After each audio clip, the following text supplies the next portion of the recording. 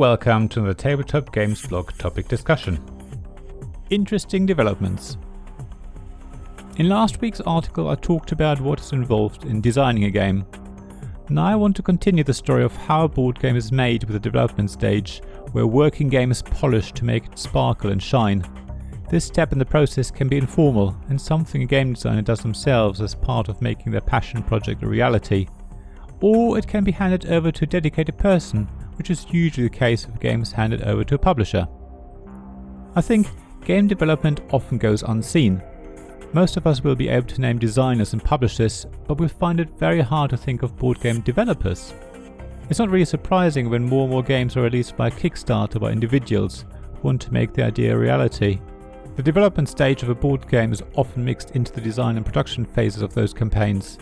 It's often the designer themselves who takes on the role of board game developer here, because it's often only them who take an active part in the project. Even though there are some board game designers who also develop their games and create the artwork for them, and they do all of them equally well, that's usually not the case.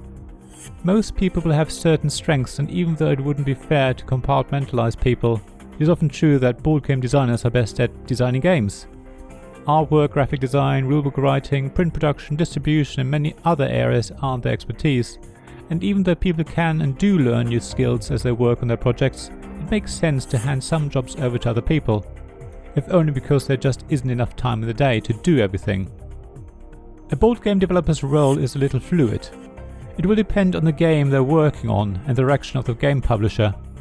Some games are a perfect fit for a publisher's catalogue and need only small changes, while other games arrive in the rough and need a lot of development to make them commercially viable products.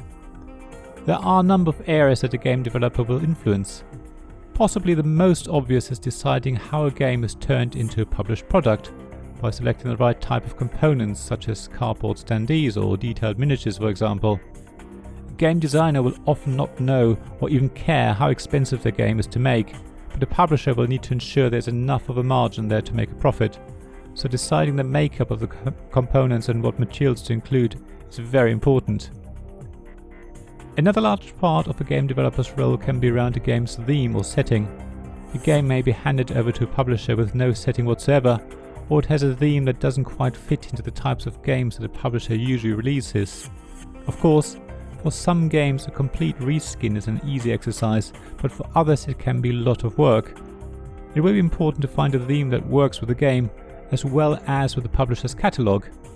Theme and setting have an effect on the play experience, as well as how easy a game is to teach and learn, so it has to be chosen carefully. A game developer's responsibilities also often involve checking the factual accuracy of a game. I appreciate that games will have some level of creative license and will rarely be 100% factually correct, but especially if a game touches on historic or current events, it will be vital that the game recognizes those real-life facts in some way or form. Of course, games that are promoted as being educational will need an extra careful eye. Throughout the process of game development, the developer will probably work quite closely with the game designer to ensure that all changes applied to the game are reflected in the design. It's not always easy to know how much a seemingly simple change to a game's setting, for example, can influence the mechanisms of a game. It makes sense to ask the game's designer to retest the game to ensure it still works. Of course, sometimes the game designer simply hands over the whole game to a publisher, who might then have in-house designers and developers to move it through the process.